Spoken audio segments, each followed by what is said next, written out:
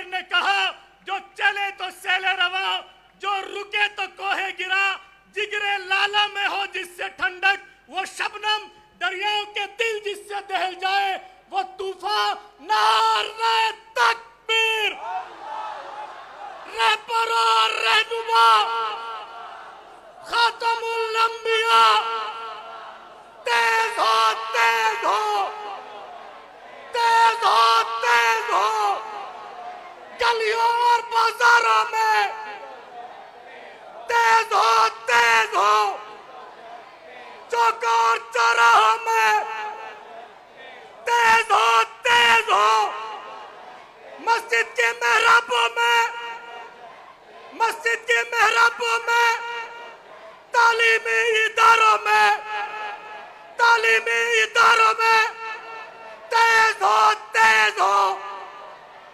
ہم بازو کس کے، ہم بازو کس کے، ہم بھائی کس کے، ہم بھائی کس کے، یہ بیٹے کس کے، یہ بیٹے کس کے، یہ بہنیں کس کی، یہ بہنیں کس کی، یہ دیش کس کا، یہ پرچم کس کا، یہ دیش کس کا، یہ پرچم کس کا، یہ عوام کس کے، یہ دیش کس کا، ہم بھائی کس کے، ہم ساتھ چلیں گے، ہم ساتھ چلیں گے، ہم ساتھ رہیں گے، ہم ساتھ جئیں گے، ہم ساتھ رہیں گے۔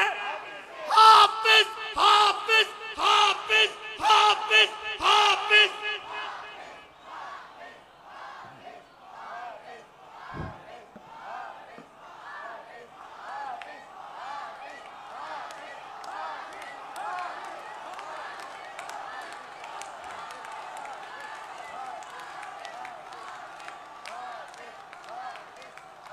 الحمدللہ رب العالمین والصلاة والسلام علی رسولہ الکریم وعلی آلہ واصحابہ اجمعین،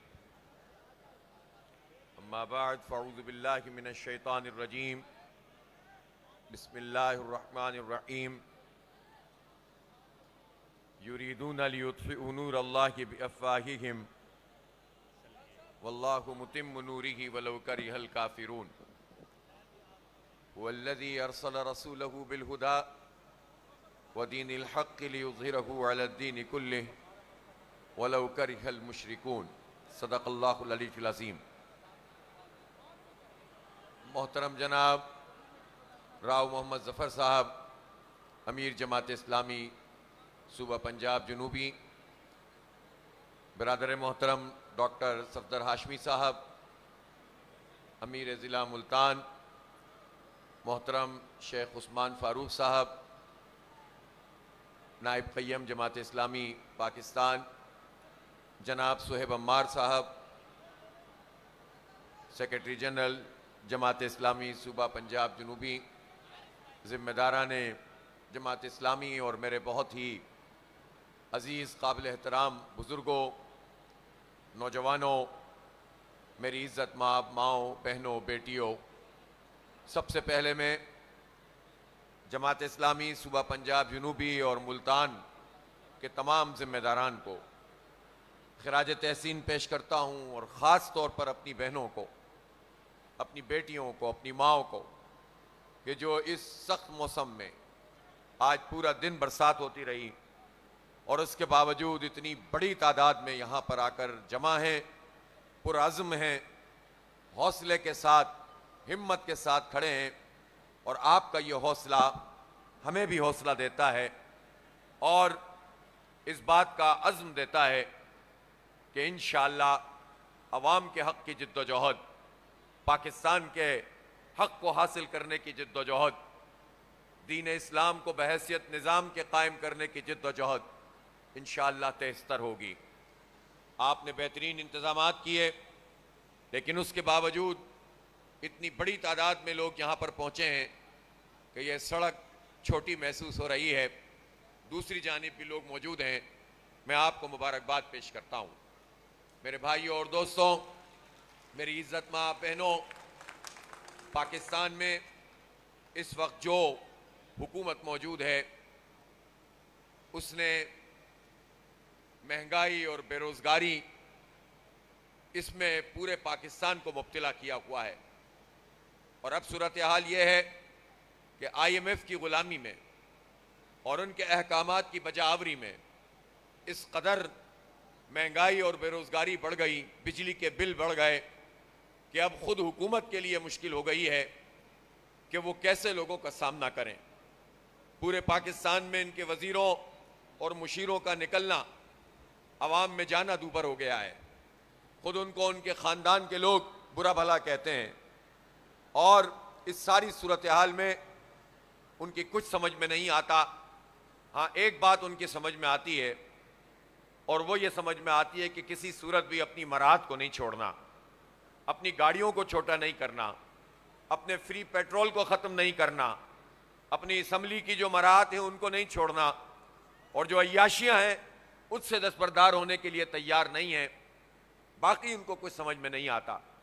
لہٰذا جب پورے پاکستان میں ایک سناٹا تھا اور کوئی بھی پبلک کے عوام کے مسئلوں پر بات نہیں کر رہا تھا، تو جماعت اسلامی نے اس بات کا فیصلہ کیا کہ ہم پاکستان کے 25 کروڑ لوگوں کو اس طرح ان ظالموں کے حوالے نہیں کر سکتے، ان بے حصوں کے حوالے نہیں کر سکتے، ان IMF کے ایجنٹوں کے حوالے نہیں کر سکتے، بلکہ ہم عوام کے حق کے لیے اٹھ کر کھڑے ہوں گے۔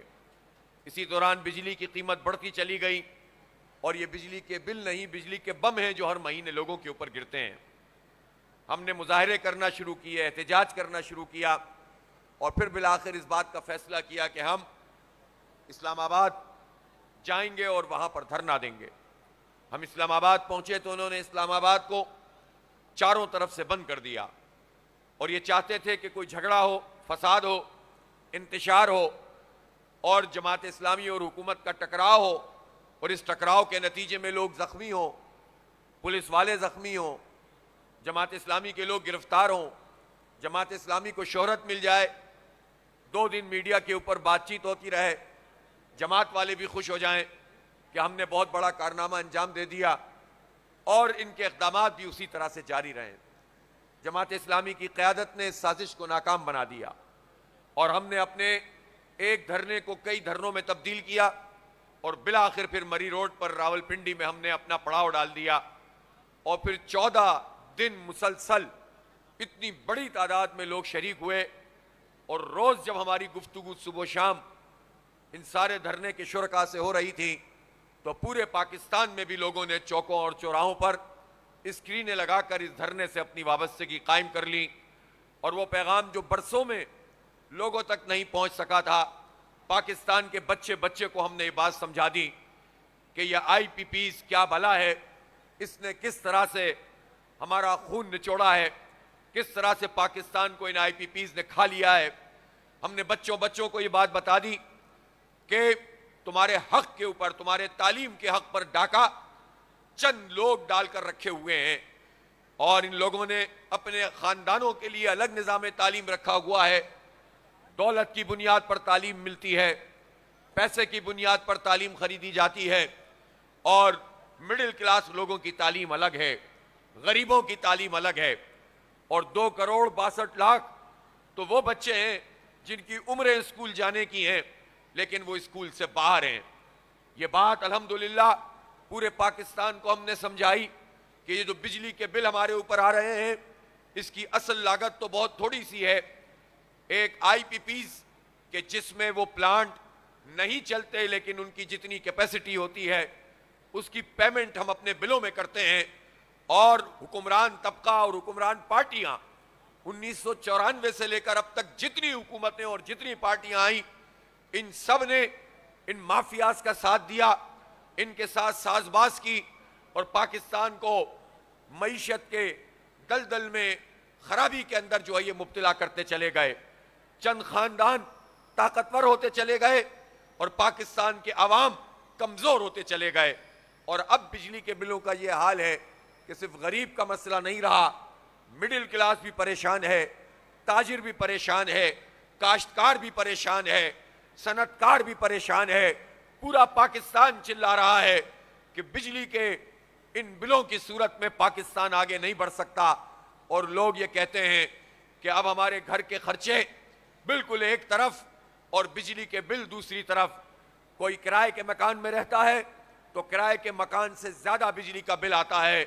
کوئی تنخواہ لے کر آتا ہے اور اس کا یہ خواب ہوتا ہے کہ میں اس تنخواہ سے اپنے بچوں کی فیس ادا کروں, کسی کے علاج اور معالجے میں خرچ کروں, یا گھر میں اپنے بچوں کے لیے کوئی چیز لے کر آؤں, لیکن بجلی کا بل اس کی تنخواہ سے بھی زیادہ ہوتا ہے. یہ کوئی افسانوی باتیں نہیں ہیں, ہر گھر یہ تجربہ کر رہا ہے, اور اب لوگوں کے بس میں یہ بجلی کے بل ادا کرنا نہیں رہ گیا ہے.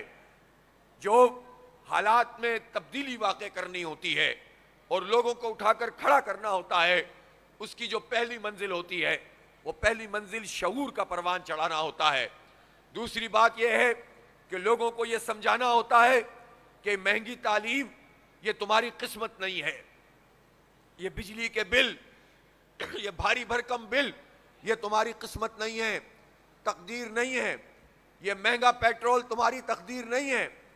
یہ حکمرانوں کی عیاشیاں, مراعات, ان کے فری پیٹرول, ان کے اللے تللے اور تمہارے حالات خراب ہوں, یہ تمہاری تقدیر نہیں ہے.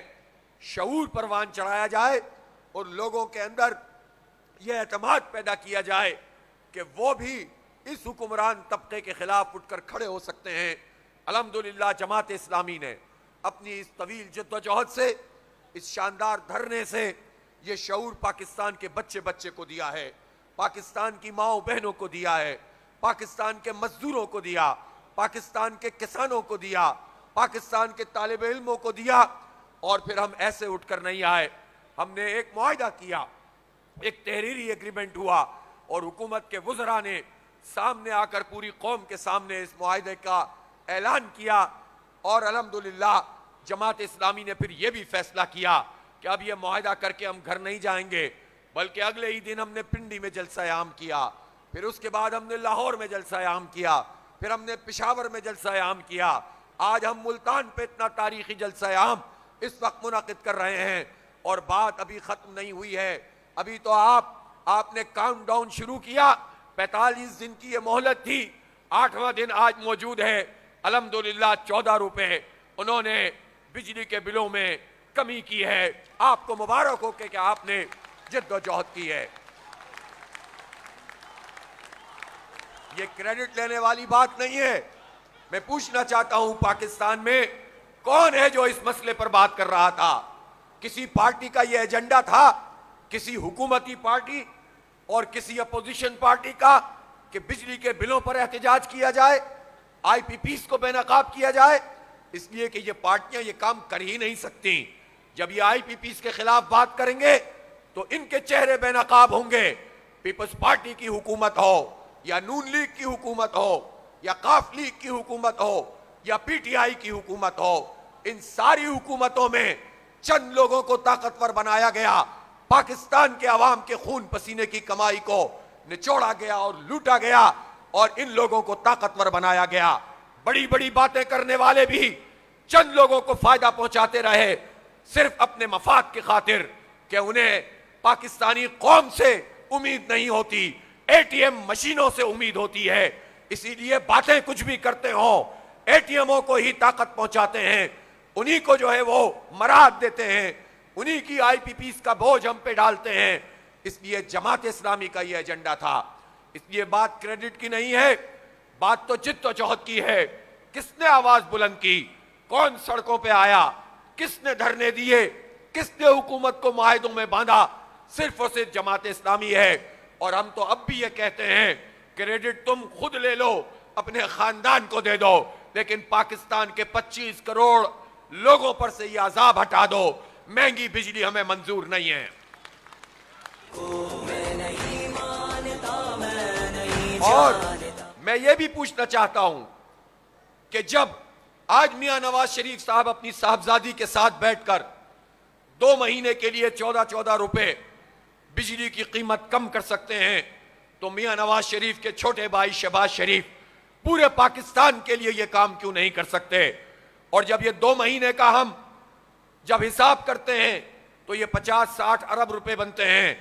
اگر یہ پورے سال کے لیے بجلی کی لاگت کے مطابق بلوں کو کر دیں تو یہ 800 اور 900 یا 1000 ارب روپے سے زیادہ کا کام نہیں ہے.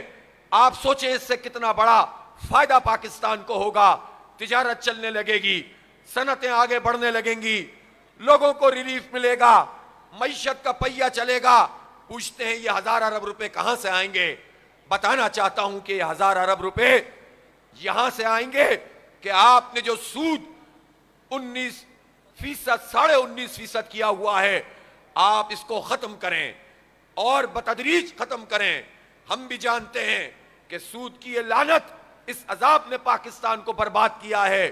اللہ اور اس کے رسول سے جنگ کرو گے تو کبھی بھی معیشت آگے نہیں بڑھے گی، اور کافروں کی، مشرکوں کی معیشت تو آگے بڑھ سکتی ہے، مسلمانوں کی معیشت کبھی آگے نہیں بڑھ سکتی۔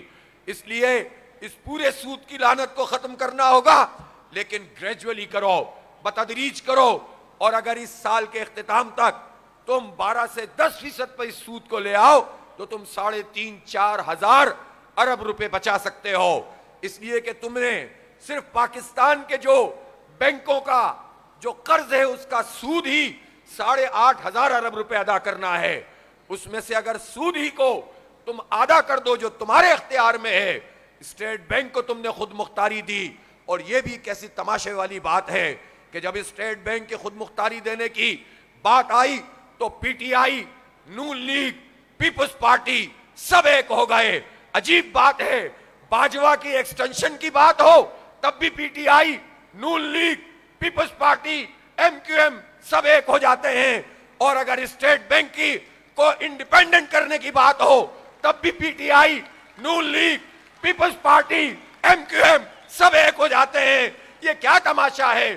پاکستان ویسے تو لڑتے رہو گے، لیکن جو معاملہ پاکستان کی آزادی کا ہو، خود مختاری کا ہو، جمہوریت کی بالادستی کا ہو، اس میں سب اکٹھے ہو کر فیصلہ کرتے ہیں۔ تو اگر اسٹیٹ بینک کے حوالے سے یہ کام کیا ہے تو پھر بل لے کر آؤ اور آئینی ترمیم کر دو، بل کو ایکٹ بنا دو، ترمیم کی ضرورت ہے تو ترمیم کرو، اور اسٹیٹ بینک کو بھی پابند کرو کہ وہ شرح سود کو بتدریج کم کرتا چلا جائے۔ یہ سارا جو بچت ہماری وہاں سے ہوگی، وہ ساری کی ساری بچت پاکستان کے عوام کو، تاجروں کو اور صنعت کاروں کو ریلیف دینے میں اگر تم استعمال کرو گے تو اس کے نتیجے میں ہو سکتا ہے چند بینکاروں کا تو نقصان ہو جائے، لیکن پاکستان کے 25 کروڑ لوگوں کا فائدہ ہوگا۔ کہتے ہیں کہ یہ کیسے ممکن ہے؟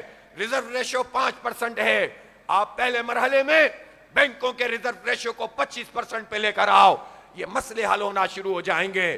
پوچھتے ہیں کہاں سے ہم پیسے لائیں کہ بجلی کی قیمت کم ہو جائے؟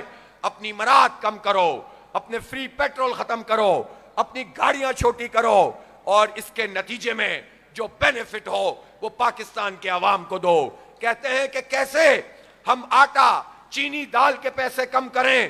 ہم تمہیں بتاتے ہیں کہ ایسے کم کرو کہ تم جاگیرداروں پر، بڑے جاگیرداروں پر ٹیکس لگاؤ، چھوٹے کاشتکاروں کو تو تم نے مار کر رکھ دیا ہے، کسان کا تو بیڑا غرق کر دیا ہے۔ گندم کی فصل لوگوں نے بڑے چاؤ سے لگائی تھی اور اس کو سینچا تھا، اور ان سے یہ وعدہ کیا گیا تھا کہ 3900 روپے میں ان سے یہ گندم خریدی جائے گی۔ وعدہ کر کے حکومت مکر گئی، جھوٹ بولا گیا کسان سے، اور جس دوران میں ہمارے پاس پہلے سے گندم موجود تھی، $1 بلین کی گندم امپورٹ کی گئی۔ یہ انکوائری ہوئی لیکن یہ طاق نسیاں کے سپرد کر دی گئی۔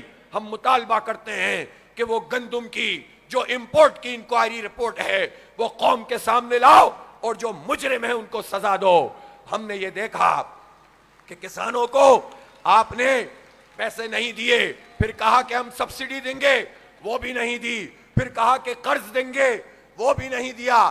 کپاس کی فصل آ گئی، کپاس کی فصل تو چاول کی فصل آ گئی، یہ دونوں فصلیں کسان لگانا چاہتا ہے، لیکن چاول جو پچھلے سال اس نے ریکارڈ قائم کیا، $3 بلین تک اس کی ایکسپورٹ پہنچ گئی، اور آج حال یہ ہے کہ کوالٹی کا سیڈ اویلیبل نہیں ہے، اور یوریا بلیک میں مل رہی ہے، ڈی اے پی موجود نہیں ہے، موجود ہو تو وہ اس کے ریٹ ہائی ہوتے ہیں۔ کہاں سے کسان یہ سب کام پورا کرے؟ اور جب وہ فصل لگائے تو اسے معلوم ہی نہ ہو کہ آگے کی پالیسی کیا ہے، اور پھر کیا ہوگا؟ اگلی مرتبہ گندم کا بحران پیدا ہوگا۔ یہ کسان کہیں گے کہ ہم نے گندم لگائی تو ہمیں کیا ملا. اب بھی لوگوں نے اپنے گھروں میں اور اپنے چھوٹے چھوٹے گوداموں میں اس آس کے اوپر گندم رکھی ہوئی ہے کہ شاید اگلے 1-2 مہینے میں کوئی ریٹ اچھے مل جائیں. اس برے حال میں آپ نے کسان کو مبتلا کیا، لیکن بڑے بڑے جاگیرداروں پہ ٹیکس نہیں لگاتے ہیں. تنخواہ دار طبقہ اس نے 450 ارب روپے ٹیکس ادا کیا، انکم ٹیکس، لیکن جاگیردار طبقہ، وڈیرے، خان اور سردار، انہوں نے ٹیکس ادا نہیں کیا. پورے پاکستان سے 4-5 ارب روپے ان ظالموں نے دیے ہیں. اس کے نتیجے میں چند لوگوں کی اجارہ داری قائم ہے، غریب مر رہا ہے، مزدور اور کسان پس رہا ہے، وڈیرا اور جاگیردار پنپ رہا ہے. اس لیے ان جاگیرداروں پہ ٹیکس لگاؤ گے تو غریبوں کا ٹیکس کم ہو جائے گا. بجلی کے بلوں کا یہ جو ٹیکس ہے ناجائز وصول کیا جاتا ہے، کوئی سیلز ٹیکس، کوئی ود ہولڈنگ، کوئی انکم ٹیکس، کوئی فردر ٹیکس، کوئی ایکسٹرا ٹیکس، کوئی ٹی وی ٹیکس، یہ سارے ٹیکس یہ ہم پر کیوں مسلط کیے ہوئے ہیں؟ یہ بجلی کے بل نہیں ہیں، یہ ٹیکسوں کی بھرمار ہے. تم عیاشی کرو، عوام کے اوپر ٹیکس لگاؤ، یہ نہیں چلے گا. اس لیے ہم یہ بتا دینا چاہتے ہیں کہ جو ریلیف اس وقت وقتی طور پر 2 مہینے کے لیے حکومت نے اعلان کیا ہے، ایک تو اسے پورے پاکستان کی بنیاد پر کیا جائے.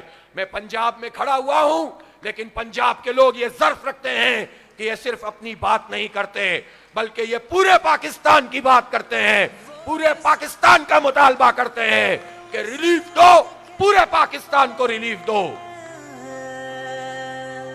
ایسے دستور کا صبح بے نور کا میں نہیں مانتا، میں نہیں جانتا.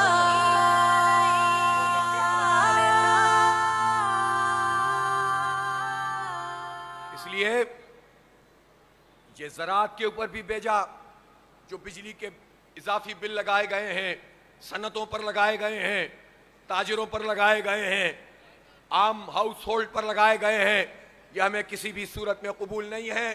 پہلی قسط کے طور پر ہم نے خیر مقدم کیا ہے، لیکن پورے پاکستان کو ریلیف دو اور پورے سال کا ریلیف دو.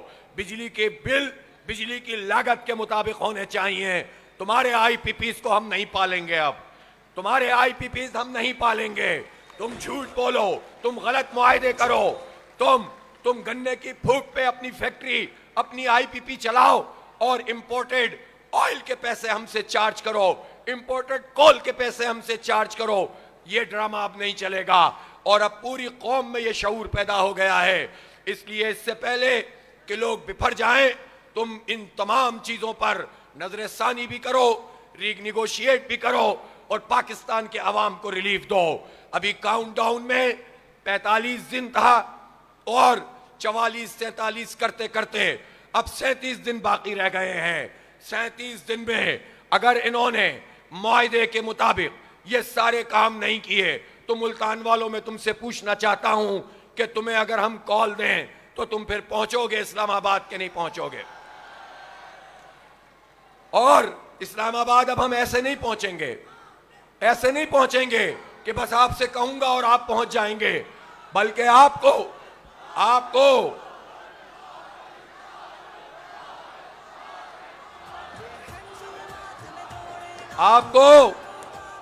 ایک ایک کسان سے رابطہ کرنا ہوگا، ایک ایک مزدور کے پاس جانا ہوگا، ایک ایک طالب علم تک پہنچنا ہوگا، ماؤں بہنوں تک پیغام پہنچانا ہوگا، تاجروں اور صنعت کاروں کے پاس جانا ہوگا. اور پھر جب ہم آپ کو کال دیں گے تو پھر آپ دیہاتوں سے، شہروں سے، قصبات سے پیدل مارچ کرنا شروع کریں گے. اور پھر بڑی بڑے جو آپ کے قصبے اور شہر ہیں وہاں پر جا کر جمع ہوں گے اور پھر وہاں سے لانگ مارچ کا آغاز ہوگا. آپ اس بڑے لانگ مارچ کے لیے تیار ہیں؟ حکومت کے لوگوں، تم اس بات کو اچھی طرح سمجھ لو کہ تم نے جو معاہدہ کیا ہے وہ جماعت اسلامی کے ساتھ کیا ہے. جماعت اسلامی کے ساتھ معاہدہ کر کے تم قوم کو بے وقوف نہیں بنا سکتے. ہم پیچھا کرتے ہیں، ہم تعاقب کرتے ہیں اور الحمدللہ اللہ کی مدد سے، عوام کی تائید سے ان معاہدوں پر عمل درآمد کرواتے ہیں. اور اگر پوچھنا ہو تو نون لیگ ہو یا پی ٹی آئی ہو یا پیپلز پارٹی ہو، سبھی ملک ریاض کے اسیر رہے ہیں. ملک ریاض سے پوچھ لو کہ جب معاہدہ کیا تھا تو عمل بھی کروایا ہے. ہر لب پہ نعرہ حافظ کے، حافظ ہے جوانوں کا دلبر. حافظ نعیم اپنا رہبر، حافظ نعیم اپنا رہبر، حافظ نعیم اپنا. اس لیے یہ ہماری قیادت کا تدبر تھا کہ ہم تصادم کے راستے پر نہیں گئے. ہم جد و جہد اور پرامن سیاسی مزاحمت کا کلچر، اس کو فروغ دینے کے لیے ہم نے اس تحریک کو شروع کیا ہے، تاکہ تم انتشار افراتفری کے راستے میں تم پاکستان کے عوام کا حق نہ کھا سکو. لیکن اس امن کو ہماری کمزوری مت سمجھنا. اب جو پورے پاکستان سے یہ لانگ مارچ چلے گا تو انشاءاللہ اس قوت میں ڈھلے گا کہ یا تو عوام کا حق دو گے یا پھر انقلاب کے لیے تیار ہو جاؤ. سالار ہے حافظ، ملت کا معمار ہے حافظ، قائد ہے سالار ہے حافظ، قائد ہے سالار ہے. کہ اب حالات وہ ہیں کہ لوگ منتظر تھے کہ کوئی لیڈرشپ ان کے سامنے آئے، کوئی پارٹی ان کی قیادت کرے. لوگ پارٹیوں کے پیچھے گئے تھے، ماضی میں بہت پیچھے چلے ہیں، لیکن ہر دفعہ انہیں دھوکہ ہوا ہے. اعتبار نہیں رہا، اعتماد نہیں رہا. کبھی لیڈر پر اعتماد کرتے ہیں تو پھر کبھی پارٹی پر اعتبار کرتے ہیں. لیڈر اندر ہو تو پارٹی 10 حصوں میں تقسیم ہو جاتی ہے اور اس کے نتیجے میں عوام کو کچھ نہیں ملتا. یہ جماعت اسلامی ہے، سید ابو العلا مودودی رحمت اللہ علیہ کی جماعت اسلامی ہے کہ جب انہیں پھانسی کی سزا سنائی گئی تو پوری جماعت اسلامی ایک آواز بن کر سڑکوں پر آئی تھی. پوری دنیا میں لوگ اکٹھے ہو گئے تھے اور یہ سزا انہیں منسوخ کرنی پڑی تھی. جماعت اسلامی کی لیڈرشپ کوئی 2 سال، کوئی 4 سال، کوئی کئی مہینے اور کئی بار ہمارے عمرہ جیلوں میں جاتے رہے، گرفتاریاں دیتے رہے. جماعت اسلامی پر پابندی لگائی گئی، لیکن الحمدللہ ہمارا کوئی کارکن، ہمارا کوئی ذمہ دار اس کا ایمان متزلزل نہیں ہوا، ڈٹ کر مقابلہ کیا. یہ جماعت اسلامی ہے، یہ قوم کی امیدوں کا مرکز بن رہی ہے. ہر گھر میں آپ کو لوگ ڈسکس کر رہے ہیں. اس لیے میں جماعت اسلامی کے کارکنوں سے بھی کہتا ہوں، ذمہ داران سے بھی کہتا ہوں کہ قوم کی ان امیدوں کو آپ توڑیں گے نہیں. اپنے آرام کے لیے اس جد و جہد سے دستبردار نہیں ہوں گے. قربانی دینے کے لیے تیار ہو جائیے، جیلوں میں جانے کے لیے بھی تیار ہو جائیے، گولیاں کھانے کے لیے بھی تیار ہو جائیے. اللہ کے راستے میں یہ کام ہے، لوگوں کا حق حاصل کرنا، ظالموں کا مقابلہ کرنا، جابروں کی آنکھوں میں آنکھیں ڈالنا، مظلوموں کا ساتھ دینا، محروموں کی آواز بننا، مجبوروں کو ساتھ لے کر چلنا.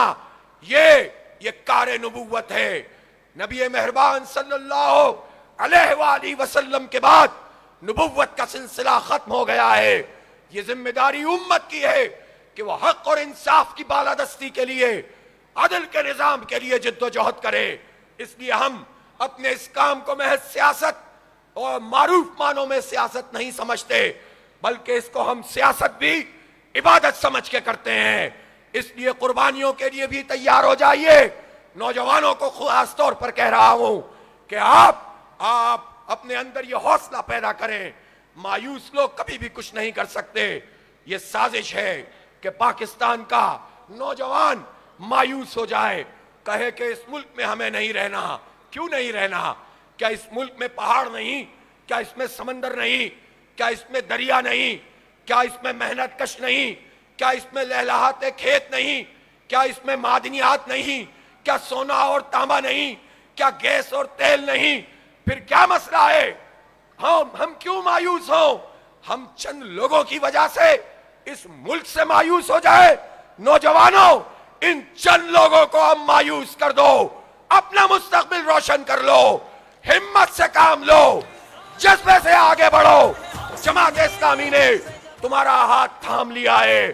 نوجوانوں تمہیں پڑھائیں گے، تمہیں آگے بڑھائیں گے, تمہیں جد و جہد کا پیکر بنائیں گے, امید کے دیے جلائیں گے, اور انشاءاللہ یہی پاکستان ہوگا جو آگے بڑھے گا, اس خطے میں نہیں دنیا میں انشاءاللہ لیڈ کرے گا, آگے بڑھے گا. اس لیے مایوس مت ہو, حوصلہ مت ہارو. حوصلہ ہارو گے تو ظالموں کو تقویت ملے گی, ایک طبقے کو تقویت ملے گی. اس طبقے کے خدا حافظ کہنے کا وقت قریب آ رہا ہے, ایک بڑے انقلاب کا وقت قریب آ رہا ہے, لیکن اس کے تقاضے پورے کرو. اس کے لیے اپنی جد و جہد کو گلی محلے کی سطح تک پھیلا دو, گاؤں گاؤں پہنچو, قریہ قریہ جاؤ, چوکوں اور چوراہوں میں جاؤ, بازاروں میں جاؤ, مسجدوں میں پہنچو, مدارس تک رسائی حاصل کرو, علماء کرام کی خدمت میں جاؤ, تاجروں اور صنعتکاروں کو ساتھ ملاؤ. انشاءاللہ اس انقلاب کے آگے یہ چھوٹا سا طبقہ نہیں ٹھہر سکے گا. انشاءاللہ تیاری کرو. بڑی ممبرشپ کیمپین ہم اناؤنس کرنے والے ہیں 26 تاریخ کو. 26 اگست جماعت اسلامی کا یوم تاسیس ہے. 26 اگست سے انشاءاللہ ہم ڈور ٹو ڈور کیمپین بھی شروع کریں گے, قریہ قریہ پہنچیں گے, چوکوں اور چوراہوں پہ کھڑے ہوں گے. شرمانے کی بات نہیں ہے, ہر جگہ اپنا میسج عام کرو, لوگوں کو ممبر بناؤ. اس کی موبائل ایپ بھی دیں گے آپ کو, اور اس کے ساتھ ساتھ مینول بھی ہم کام کریں گے. ہر آدمی, ہر خاتون, ہر بچے, ہر بہن, ہر بیٹی تک پہنچیں گے, اور ایک قوت میں انشاءاللہ اس کو ڈھالیں گے. اور اگر حکومت نے اس معاہدے پر عمل نہیں کیا, اور بجلی کی قیمتوں میں مزید ریلیف نہیں دیا, اور لاگت کی بنیاد پر قیمت کا تعین نہیں کیا, تنخواہ لوگوں کا ٹیکس ختم نہیں کیا, تو انشاءاللہ پھر وہ تحریک اٹھے گی کہ پھر وہ روکے نہیں رک سکے گی. اور یہ کوئی ایسی بات نہیں ہے کہ جو اجنبی بات ہو. آج ہی کی دنیا میں چند مہینوں میں ہم نے کینیا بھی دیکھ لیا ہے, بنگلہ دیش بھی دیکھ لیا ہے. بار بار اس شریف خاندان اور زرداری خاندان سے کہہ رہا ہوں, کہیں ایسا نہ ہو کہ آپ کو کوئی ایئر لفٹ بھی نہ کر سکے, آپ ایئرپورٹ بھی نہ پہنچ سکے, آپ سمندر میں کسی لانچ تک بھی نہ پہنچ سکے. اس سے پہلے حالات کا ادراک کر لو, یہ قبضہ گیری چھوڑ دو, یہ ڈاکے چھوڑ دو. یہ جو سسٹم کے نام پر پورے سندھ کو یرغمال پیپلز پارٹی نے بنایا ہوا ہے, اور یہاں ملتان میں بھی فارم 47 کی بنیاد پر مسلط کر دیا گیا ہے. پیپلز پارٹی والوں, تمہاری تو باتیں بڑی بڑی تھیں, روٹی کپڑا مکان کی بات کرتے تھے, تم تو عوام کی بات کرتے تھے. چند وڈیروں نے کروڑوں لوگوں کا استحصال کیا ہوا ہے, نہیں چلے گا اب یہ. اس لیے ریلیف دو, ورنہ پھر حالات کا سامنا کرنے کے لیے تیار ہو جاؤ. اب یہ تحریک رکنے والی نہیں ہے. اور آج ہماری تاجر برادری نے بھی اعلان کیا ہے, اور میں بھی اعلان کر رہا ہوں. ہم نے ان وزراء کے سامنے بھی کہہ دیا تھا کہ جو ہم نے معاہدہ کیا ہے اس کا تعاقب کریں گے, دھرنے دیں گے, جلسے کریں گے, احتجاج کریں گے, اور ہڑتال کریں گے. اگر میں آپ سے پوچھوں کہ 28 اگست کو تاریخی ملک گیر ہڑتال کے لیے تیار ہے تو ہڑتال کریں گے انشاءاللہ. تو 28 تاریخ کو, 28 اگست کو انشاءاللہ ملک گیر ہڑتال ہوگی. اپنا غصہ اس عوامی پرامن جد و جہد کے ذریعے سے پوری قوم کے سامنے لائیں گے, پوری قوم کو مجتمع کریں گے. چترال سے لے کر کراچی تک پورا پنجاب کرے گا, پورا کے پی کرے گا, پورا بلوچستان کرے گا, پورا سندھ ہڑتال کرے گا, اور حکمرانوں کو بتا دیں گے کہ اب یہ تحریک رکنے والی نہیں ہے. میں تاجروں نے جو اعلان کیا ہے اس کی حمایت کرتا ہوں. جماعت اسلامی بھی اسی تاریخ کا اعلان کر رہی ہے تاکہ کوئی کنفیوژن نہ ہو, کوئی ہمیں لڑانے کی کوشش نہ کرے, کوئی ہمیں تقسیم کرنے کی کوشش نہ کرے. اور میں یہاں یہ بھی کہنا چاہتا ہوں, میں تمام جماعتوں کے سیاسی ورکروں سے خاص طور پر کہنا چاہتا ہوں, پارٹیوں کی لیڈرشپ جو بھی فیصلے کرتی ہو, بجلی کا بل تو پیپلز پارٹی کے کارکن کے گھر بھی آتا ہے, بجلی کا بل تو نون لیگ والے کے گھر بھی آتا ہے, بجلی کا بل تو پی ٹی آئی والے کے گھر بھی آتا ہے.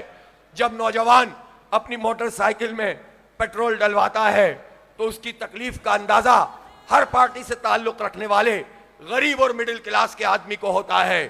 تنخواہ دار طبقہ تو کسی بھی پارٹی سے تعلق رکھ سکتا ہے. لہٰذا ان تمام جماعتوں کے کارکنوں سے میں یہ اپیل کرتا ہوں کہ جماعت اسلامی کی اس عظیم جد و جہد میں آپ اپنا حصہ ڈالیے, آپ اس تحریک کو آگے بڑھائیے. مجھے کچھ نہیں چاہیے, میری پارٹی کو کچھ نہیں چاہیے, جماعت اسلامی کو کچھ نہیں چاہیے. پاکستان کے لیے کام کر رہے ہیں, پاکستان کے مستقبل کے لیے جد و جہد کر رہے ہیں, آپ کے لیے کر رہے ہیں. اس لیے آپ کا کوئی بھی جو ہے وہ سیاسی آپ کا نظریہ ہو, لیکن اس کام میں ہمارا ساتھ دیں. اور ہم نے پچھلے دنوں دیکھا کہ بعض لوگوں نے جماعت اسلامی اور پی ٹی آئی کے ورکرز کو سوشل میڈیا پہ لڑوانے کی کوشش کی. ایسے لوگوں کو نظر میں رکھیں جو اپنے ویلاگز کے لیے, جو اپنی مونیٹائزیشن کے لیے, جو اپنی سستی شہرت کے لیے یہ کام کر رہے ہیں جس سے حکومت کو فائدہ پہنچے. ہم لڑ جائیں اور حکومت مزے کرے, ہم نہیں لڑیں گے, ہم حکومت کو لڑوا دیں گے انشاءاللہ. ان کے اتحاد میں درار ڈال دیں گے, عوام کو متحد کریں گے, حکمران طبقے کو تقسیم کریں گے. اس لیے جماعت اسلامی اس پلیٹ فارم سے تو ہم میزبانی کر رہے ہیں. یہ دھرنے بھی سب کے ہیں, یہ جلسے بھی سب کے ہیں, یہ حق دو عوام کو تحریک بھی سب کی ہے. لیکن مسئلہ ہمارا یہ ہے کہ اب پارٹیوں پہ ہم بھروسہ نہیں کر سکتے. ماضی میں ہم نے بہت اتحاد بنائے ہیں, ماضی میں ہم نے بہت مشترکہ جد و جہد کی ہیں, لیکن لوگ وفا نہیں کرتے, راستے بدل دیتے ہیں. ایک ٹیلی فون کال پہ ڈھیر ہو جاتے ہیں, سیدھا سیدھا چل رہے ہوتے ہیں, کال آتی ہے, کوئی الٹے ہاتھ مڑ جاتا ہے, کوئی سیدھے ہاتھ مڑ جاتا ہے, کوئی پیچھے چلا جاتا ہے. جماعت اسلامی تنہا رہ جاتی ہے. اب ہم نے فیصلہ کیا کہ پارٹیوں سے اتحاد نہیں کریں گے, نوجوانوں سے اتحاد کریں گے, 25 کروڑ عوام سے اتحاد کریں گے, ماؤں بہنوں سے ہمارا اتحاد ہے, مزدوروں اور کسانوں سے ہمارا اتحاد ہے, طالب علموں سے ہمارا اتحاد ہے, تاجروں سے, صنعت کاروں سے ہمارا اتحاد ہے. اس لیے یہ مستحکم اتحاد ہے. سب کو دعوت دیتا ہوں کہ ہمارے پلیٹ فارم کو, ہماری میزبانی کو استعمال کریں اور قوم کی آواز بن جائیں. انشاءاللہ پاکستان آگے بڑھے گا, پاکستان ترقی کرے گا. میں یہاں اولیاء کرام کی سرزمین پر موجود ہوں اور یہاں یہ بات میں کہنا چاہتا ہوں کہ پچھلے دنوں سپریم کورٹ نے جو فیصلہ ختم نبوت کے حوالے سے کیا ہے, ہمیں وہ فیصلہ قبول نہیں ہے. اس میں ایک طرف تو یہ بات کہی گئی کہ آئینی طور پر احمدی, لاہوری گروپ, قادیانی یہ مسلمان نہیں ہیں, لیکن دوسری طرف یہ بات بھی شامل کر دی گئی کہ وہ 4 دیواری میں اور اپنے گھر میں اپنی عبادت کر سکتے ہیں. اس مسئلے کو اچھی طرح سمجھ لیجئے. اگر کوئی مسیحی ہے, یہودی ہے, ہندو ہے, سکھ ہے, تو وہ اگر اپنی عبادت گاہ میں عبادت کرتا ہے تو وہ ڈکلیئرڈ, وہ اعلان شدہ اقلیت ہے, وہ غیر مسلم ہے, اور وہ خود بھی اپنے آپ کو غیر مسلم کہتا ہے. اور اس کی عبادت گاہ کا تحفظ یہ مسلمانوں کی ذمہ داری ہے, ریاست کی اور حکومت کی ذمہ داری ہے. اور آپ نے دیکھا جب بنگلہ دیش میں انقلاب آ رہا تھا اور حسینہ واجد بھاگ گئی اور اس کے بعد وہاں کے عوام بپھر گئے, تو پھر لوگوں نے یہ سمجھا چونکہ حسینہ واجد نے ہندوستان کے کہنے پر ہندو برادری کے چند لوگوں کو تمام اعلیٰ عہدے دیے ہوئے تھے جس سے غم و غصہ پایا جاتا تھا, تو اس تحریک کے نوجوانوں نے ایک زبردست کام کیا کہ بجائے اس کے کہ یہ غصہ ہندوؤں کی عبادت گاہوں اور ان کے مندروں پہ جاتا, لوگ توڑ پھوڑ کرتے, ایک طرف وہ انقلاب لے کر آ رہے تھے, حسینہ کو بھگا رہے تھے, تو دوسری طرف وہ تمام مندروں کی حفاظت بھی کر رہے تھے. یہ ہے ہماری اعلیٰ روایات. تو ہم غیر مسلموں کو پاکستانی ہونے کے ناطے ان کے جو حقوق ہیں, جو آئین میں ان کا حق ہے, ان کی جان مال, عزت آبرو کا تحفظ, ان کی عبادت گاہوں کا تحفظ, ہم اس کے حامی بھی ہیں اور اپنا رول بھی پلے کرتے ہیں. لیکن ہم یہ بتا دینا چاہتے ہیں کہ احمدی اپنے آپ کو غیر مسلم نہیں کہتے, وہ مسلمان بن کر یہ کام کرتے ہیں. جب وہ اپنے آپ کو غیر مسلم نہیں کہتے تو وہ چھپ کر بھی عبادت نہیں کر سکتے, وہ 4 دیواری میں بھی عبادت نہیں کر سکتے, اور وہ ظاہر بھی عبادت نہیں کر سکتے. یہ بات پاکستان کے بچے کو سمجھ میں آتی ہے, نہیں آتی تو چیف جسٹس آف پاکستان کو نہیں آتی. کس کے ایجنڈے پہ آپ کام کر رہے ہو؟ کس کے کہنے پہ تم یہ کام کر رہے ہو؟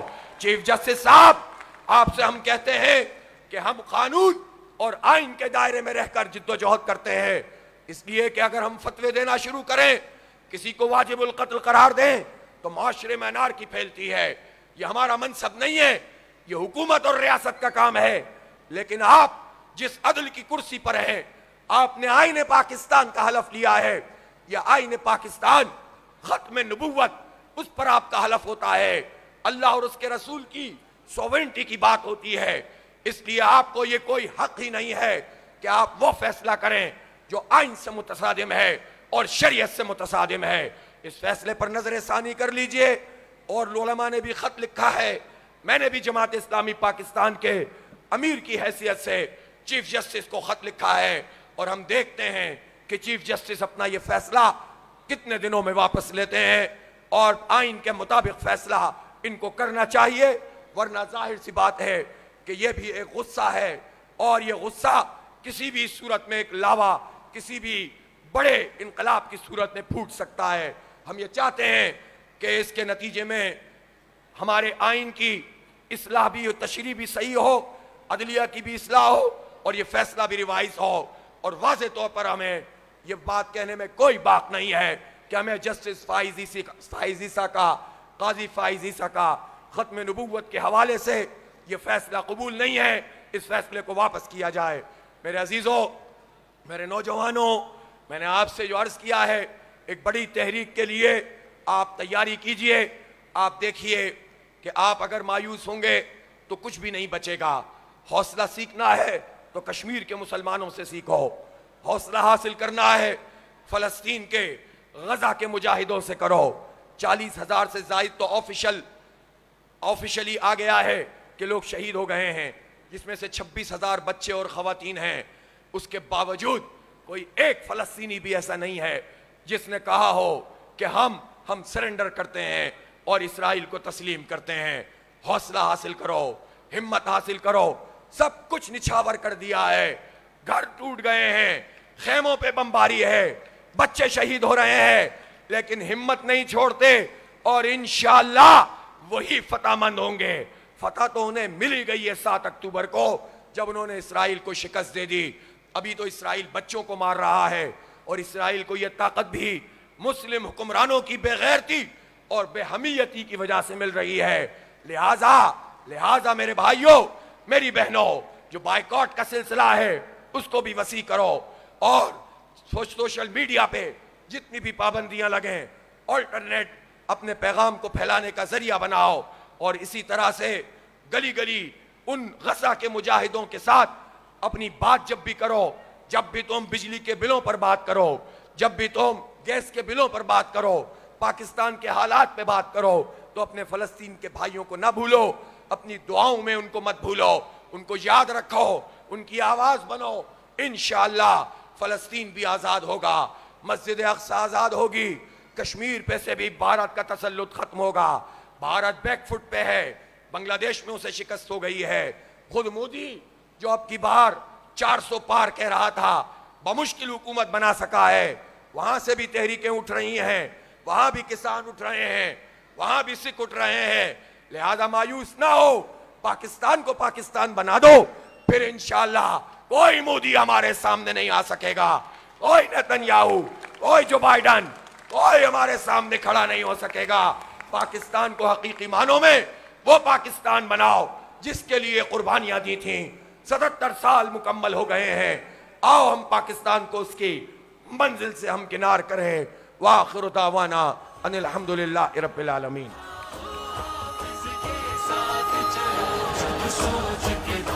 بہت شکریہ. میری درخواست ہوگی جلسہ گاہ کے منتظمین سے، شرکاء سے، کہ پہلے خواتین کو جانے دیں گے. میں شکریہ ادا کرنا چاہتا ہوں جماعت اسلامی جنوبی پنجاب کی خواتین کے نظم کو، جنہوں نے اتنی لمبے وقت کے لیے اتنی بڑی تعداد میں شرکت کی، اور یہاں پر بہت ساری خواتین کھڑی رہیں.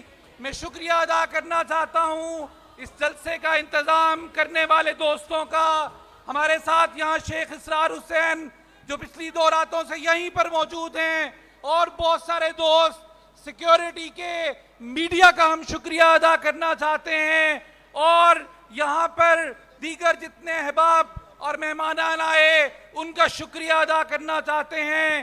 خانیوال، ملتان، مظفر گڑھ، لیا، ڈی جی خان، رحیم یار خان، راجن پور، بہاول نگر، بہاول پور، لودھرا اور وہاڑی، ان